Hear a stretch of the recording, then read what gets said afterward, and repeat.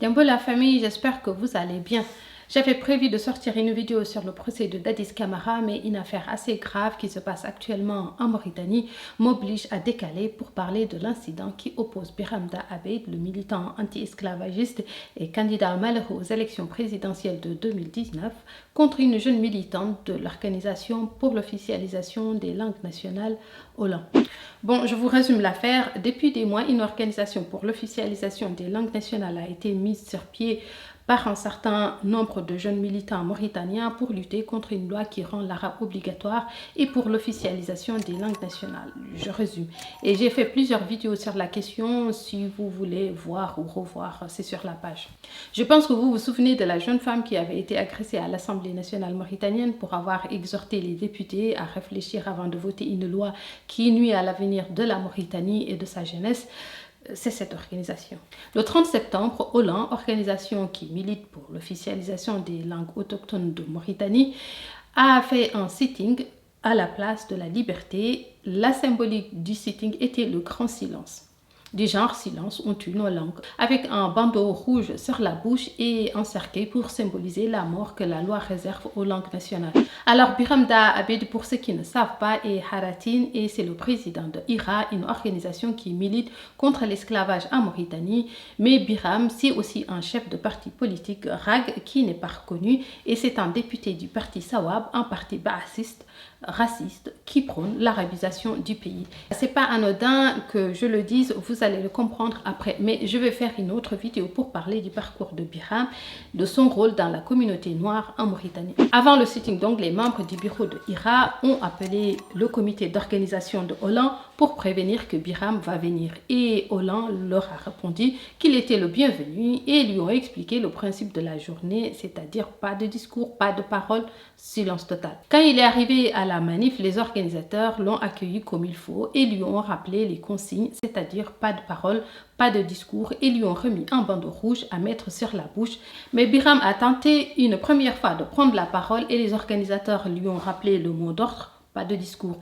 Il a essayé ainsi plusieurs fois de prendre la parole et cela a perturbé le programme organisationnel de base. Et le sitting commençait à partir dans tous les sens avec la police qui tentait violemment de disperser les manifestants, même si c'était pas vraiment une manifestation, mais un sitting. Alors que Biram tentait pour une énième fois de briser le protocole de l'organisation, la jeune militante Dieynaba, débordée par les perturbations répétées de Biram Da Abeid, a haussé la voix pour le rappeler à l'ordre. Les gens de leur langue, de leur culture. C'est honteux. On a dit qu'il n'y a pas de discours. C'est honteux que les Mauritaniens. On a dit qu'il n'y a pas de discours. Donc, monsieur Blanc, vous suivez la marche, il n'y a pas de discours. C'est vrai. Le seul discours qui va être dit ici, c'est par Olan. Oui. Vous avez entendu? Continuez à la marche. Respectez notre organisation, on continue. Inch'Allah. Avancez, avancez, avancez. Il n'y a pas de discours, il n'y a pas de discours. Cette petite séquence de quelques secondes a été sortie de son contexte. On n'a pas tenu compte de multiples rappels à l'ordre de Olan à Biram Da Abeid qui refusait de suivre les consignes de l'organisation qu'il disait venir soutenir. Vous savez, ces gens qui vous poussent à bout et quand vous leur faites remarquer leur manquement de manière ferme, ils crient à la violence et à l'agressivité, alors que vous ne faites que vous protéger de leur agressivité. Je ne sais pas si vous avez déjà vécu ce genre de situation.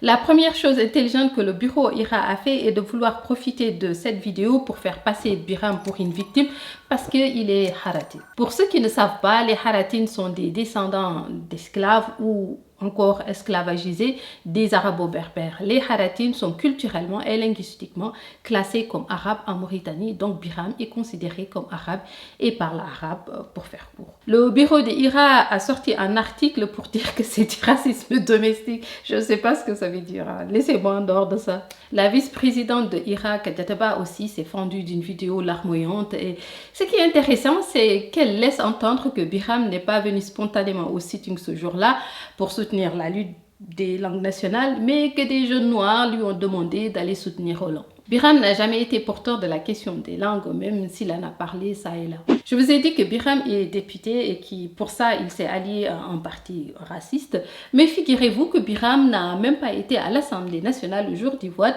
de la fameuse loi qui est à la base de la naissance de cette organisation. Il paraît qu'il avait un truc urgent à faire en Europe.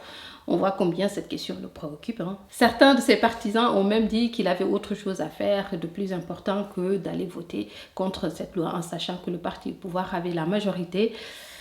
Bel esprit de vainqueur, il est député et le travail du député c'est de voter, de défendre l'intérêt du peuple. Bref. Puis Cherif Sangote, cadre du parti de Biram, a sorti un audio pour dire que Biram a été empêché de parler parce qu'il est Haratin et que d'autres hommes politiques sont venus, on les a laissés parler alors que c'est faux. Hollande n'a jamais donné une parole officielle à aucun politicien justement parce qu'il voulait éviter de se retrouver dans des querelles de chapelle ou des tentatives de récupération, ce qui arrive maintenant avec Biram. D'ailleurs, Biram n'est jamais venu à aucune manifestation de Hollande et la première fois qu'il vient, ça donne des problèmes. En fait, toute la communication de Biram a été de dire qu'il est victime parce qu'il est Haratin et que c'est les Peuls qui le détestent parce que c'est des Haratines qui ont massacré des Peuls lors du génocide de 1989. C'est là aussi, je vais revenir là-dessus dans une autre vidéo. Ce qui est encore plus obsessionnel dans le discours de Biram, de la vice-présidente et des autres gars, est qu'il ne parle que des Peuls qui ont voulu l'empêcher de parler alors que l'organisation est composée de Soninké, de Wolof et de Peuls. C'est une vieille tactique de diviser pour mieux régner. D'ailleurs, le système raciste mauritanien a toujours tenu ce genre de discours pour dire qu'en fait, ce qui empêche l'arabisation, l'hégémonie de l'arabe de s'établir, c'est les Peuls. Les Soninké et les Wolof ne posent pas de problème, c'est des populations paisibles. Bref, vieille technique pourrie qui culpabilise les uns et stigmatise les autres pour neutraliser les luttes des Noirs. On sait dès qu'il y a une organisation bien structurée qui unifie les peuples noirs de Mauritanie, le pouvoir envoie des hommes politiques pour casser la dynamique des luttes. C'est connu. Biram a récemment fait un live sur Facebook et est revenu sur l'incident. Il ne s'est pas excusé d'avoir perturbé le sitting. Au contraire, il ne semble même pas se rendre compte qu'il a commis une faute en refusant de respecter les consignes. Il affirme qu'on le déteste parce qu'il est Haratin et que les Peuls le détestent parce qu'il est Haratin. Biram dit que dans l'imaginaire des Halpularen, Hardan Kodedad, c'est une technique de manipulation pour insinuer que quand Djenab, la militante, l'a vu, elle l'a insulté naturellement alors qu'elle ne l'a jamais insulté. Je rappelle que l'organisation est composée de toutes les communautés, mais pour affaiblir une lutte, il faut cibler une composante et dire que le problème c'est eux. C'est la meilleure manière de détruire une dynamique. Pourtant, la vice-présidente de Biram est Peul. Cherif Sangote, qui semble être son communicant, est Peul. La base électorale de Biram est Peul. Ce qui se dit même dans le milieu mauritanien est que les Peuls soutiennent Biram plus que les Haratines. Ceux qui ont fait connaître la lutte de Biram à l'extérieur dans les organisations internationales, il y avait aussi beaucoup de Peuls.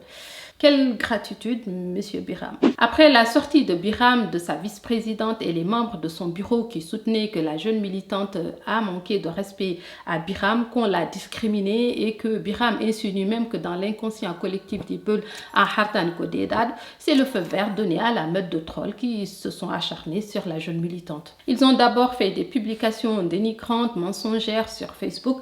Ensuite, ce sont des audios WhatsApp, des insultes et des attaques personnelles, des tags intempestives. Ensuite, c'est des coups de fil anonymes, puis des menaces de mort et cela depuis une semaine. Il y a une campagne contre cette pauvre fille. En plus, c'est une fille en Mauritanie, c'est pas le meilleur endroit au monde pour être une femme, surtout si t'es noire. Je suis sûre que les gens ne se seraient pas acharnés sur elle si elle avait été un homme. Moi qui suis sur les réseaux sociaux depuis longtemps, je sais ce que ce genre d'attaque peut faire. Le harcèlement est un crime. Et l'Organisation pour l'officialisation des langues nationales devrait porter plainte pour harcèlement et menaces de mort contre Biram et ses cadres qui ont raconté des mensonges incités à cette haine contre la jeune militante de Hollande. Le cyberharcèlement peut provoquer une grave dépression qui conduit à des actes graves et irréversibles. Qui sait, cette jeune fille peut même subir des attaques physiques parce qu'elle est assez connue quand même dans le milieu militant mauritanien. C'est indigne d'un mouvement politique. Imaginez si Biram avait le pouvoir aujourd'hui, qu'est-ce qu'il aurait fait de cette jeune femme? Les Mauritaniens doivent exiger des excuses publiques de la part de Biram Dahabé, de sa vice-présidente et les membres de son bureau pour avoir stigmatisé les Peuls sans aucune raison et d'avoir incité au harcèlement et aux menaces à la vie de cette jeune militante. Biram doit aussi arrêter cette culpabilisation du fait qu'il soit Haratin. Il n'y a que lui qui se voit comme tel. En tout cas, les Peuls qui vous soutiennent voient en vous un homme et un Mauritanien, c'est tout. Si vous avez des traumas et des psychoses, je pense qu'il est essentiel de consulter si vous voulez continuer à jouer le rôle de leader.